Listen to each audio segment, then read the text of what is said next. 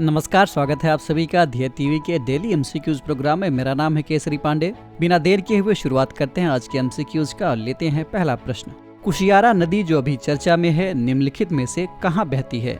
आपके ऑप्शंस हैं ए भारत बांग्लादेश के बीच, बी भारत पाकिस्तान के बीच, सी भारत और नेपाल के बीच, अथवा ऑप्शन डी भारत और म्यांमार के बीच। इस प्रश्न का सही उत्तर है विकल्प ए, यानी ये भारत और बांग्लादेश के बीच में बहती है। इसकी व्याख्या देख लेते हैं। बीते 25 अगस्त को भारत और बांग्लादेश संयुक्त नदी आयोग की 38वीं बैठक नई दिल्ली में संपन्न हुई। मंत्री स्तरीय बैठक में दोनों पक्षों ने कुशियारा नदी के अंतरिम जल बंटवारे पर समझौता ज्ञापन को अंतिम रूप दिया। दोनों पक्षों ने अक्टूबर 2019 के समझौता ज्ञापन के मुताबिक त्रिपुरा के सबरूम शहर की पेयजल जरूरतों को पूरा करने के लिए फेनी नदी के जल ग्रहण स्थल और उसके डिजाइन को अंतिम रूप देने का भी स्वागत किया। भारत बांग्लादेश संयुक्त नदी आयोग का गठन 1972 में किया गया था। बता दें कि कुशियारा नदी भारत और बांग्लादेश में बहने वाली एक नदी है। दरअसल बराक नदी भारत बांग्लादेश सीमा पर दो नदियों में बढ़ जाती है। पहली है कुशियारा नदी और दूसरी सूरमा नदी। कुशियारा पश्चिम दिशा में बहने लगती है और भारत के असम राज्य और सिलहट जिले की सीमा बनती है। बांग्लादेश में कुछ दूर बहने के बाद सूरमा नदी से ये एक बार फिर मिलती है, यानी इसका संगम होता है और ये संयुक्त नदी अब आगे चलकर मेघना नदी कहलाती है। बढ़ते हैं दूसरे प्रश्न की ओर। हाल ही में अनंगताल झील सुर्खियों में रही। ये कहाँ स्थित है? आपके विकल्प हैं ए श्रीनगर, बी अमृतसर, सी देहरादून, अथवा डी नई दिल्ली। इस प्रश्न का सही उत्तर है विकल्प डी। इसकी व्याख्या देख लेते हैं। हाल ही में केंद्र सरकार ने दिल्ली के महरैलू में स्थित अनंगताल झील को राष्ट्रीय महत्व का स्मारक घोषित किया है। आपको बता दें कि इस झील को महाराजा अनंगपाल तोमर द्वारा 1052 एडी में बनवाया गया था। स्मारकों और पुरावशेषों पर राष्ट्रीय मिशन की वेबसाइट के मुताबिक अनंगताल 1060 ईस्वी पूर्व का है। अनंगपाल द्वितीय, जिसे लोकप्रिय रूप से अनंगपाल तोमर के नाम से जाना जाता है, तोमर वंश से संबंधित है। इन्होंने 8वीं और 12वीं शताब्दी के बीच वर्तमान दिल्ली और हरियाणा के कुछ हिस्सों पर शासन किया था, यानी तोमर वंश वालों ने।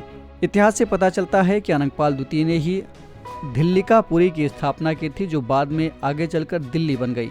हालांकि कुछ विद्वान इससे अलग मत रखते हैं। बढ़ते हैं तीसरे प्रश्न की ओर।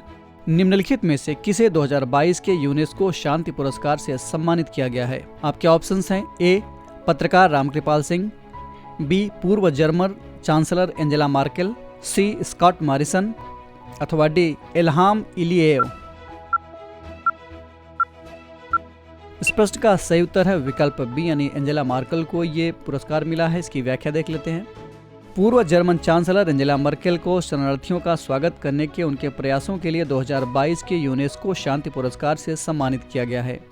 यूनेस्को शांति पुरस्कार के बारे में आपको बताएं तो इसे फेलिक्स हाउफोएट बोगेन शांति पुरस्कार भी कहा जाता है। ये पुरस्कार 120 देशों द्वारा समर्थित एक प्रस्ताव द्वारा शुरू किया गया था और यूनेस्को के सम्मेलन द्वारा इसके 25वें सत्र में इसे अपनाया गया था। साल 1989 में शुरू किया गया ये पुरस्कार ऐसे जीवित व्यक्तियों और सक्रिय सार्वजनिक या निजी निकायों या संस्थानों को सम्मानित करने के लिए दिया जाता है जिन्होंने शांति में महत्वपूर्ण योगदान दिया हो। बता दें कि एंजेला मार्केल का जन्म 17 जुलाई 1954 को जर्मनी के हैम्बर्ग शहर में हुआ था। उनका नाम एंजेला डोरोथिया कास्नर था, जो शादी के बाद बदल गया। जर्मनी की पहली महिला चांसलर एंजेला मर्केल 2005 से 2021 तक इस पद पर रहीं। बढ़ते हैं चौथे प्रश्न की ओर। भारतीय खनिज और धातु उद्योग पर एक हालिया सम्मेलन के संबंध में निम्नलिखित में कौन सा अथवा कौन से कथन सत्य हैं? पहला, राष्ट्रीय खनिज विकास निगम द्वारा भारतीय वाणिज्य एवं उद्योग महासंघ फिक्की के सहयोग से इस सम्मेलन का आयोजन हैदराबाद में किया गया।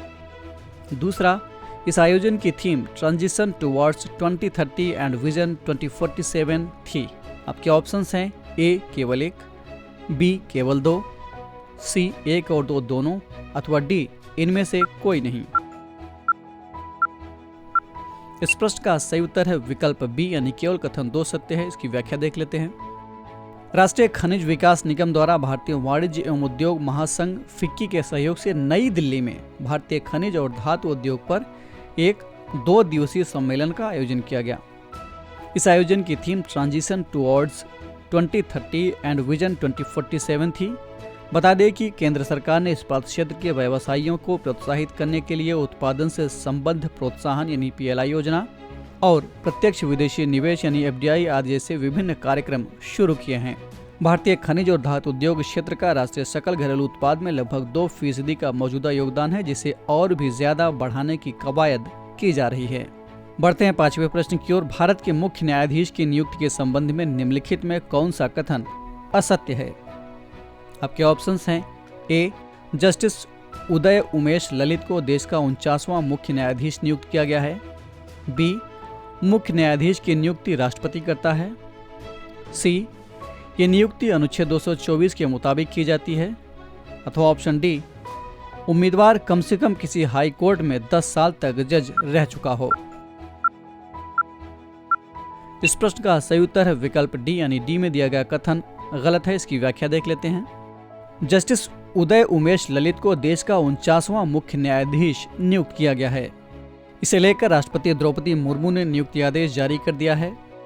विधि मंत्रालय की ओर से जारी अधिसूचना में कहा गया है कि संविधान के अनुच्छेद 124 के उपबंध 2 के प्रावधानों के तहत प्रदत्त शक्तियों का इस्तेमाल करते हुए राष्ट्रपति उच्चतम न्यायालय के न्यायाधीश उदय उमेश ललित को भारत का प्रधान न्यायाधीश नियुक्त करती हैं। उनकी नियुक्ति 27 अगस्त 2022 से प्रभावी होगी। वे 8 नवंबर को सेवानिवृत्त हो जाएंगे, यानी प्रधान न्यायाधीश के रूप में उनका कार्यकाल 3 महीने से भी कम का होगा। बता दें कि कॉलेजियम प्रणाली न्यायाधीशों की नियुक्ति और स्थानांतरण की एक प्रणाली है। ये संसद के किसी अधिनियम या संविधान के प्रावधान द्वारा स्थापित न होकर सर्वोच्च न्यायालय के निर्णयों के माध्यम से विकसित हुई है। CJI बनने के लिए उम्मीदवार को भारत का नागरिक होना चाहिए, कम से कम किसी हाई कोर्ट में 5 साल तक जज रह चुका हो या कम से कम 10 साल तक हाई कोर्ट में वकालत का अनुभव हो और राष्ट्रपति के विचार में वो एक जाना माना कानूनविद हो। तो ये था आज का डेली MCQs कार्यक्रम। कमेंट करके हमें ज़रूर बताइएगा कि आपके 5 में से कितने प्रश्न सही हुए। अगर आपको एक कार्यक्रम अच्छा लगा तो ध्येय IAS के इस चैनल को लाइक, सब्सक्राइब अथवा शेयर करना ना भूलें। साथ ही बेल आइकन भी प्रेस करें ताकि आपको हमारे आने वाले सभी प्रोग्राम्स का नोटिफिकेशन मिलता रहे। हम फिर मिलेंगे एक नए कार्यक्रम के साथ। तब तक के लिए पढ़ते रहिए और बढ़ते रहिए। नमस्कार।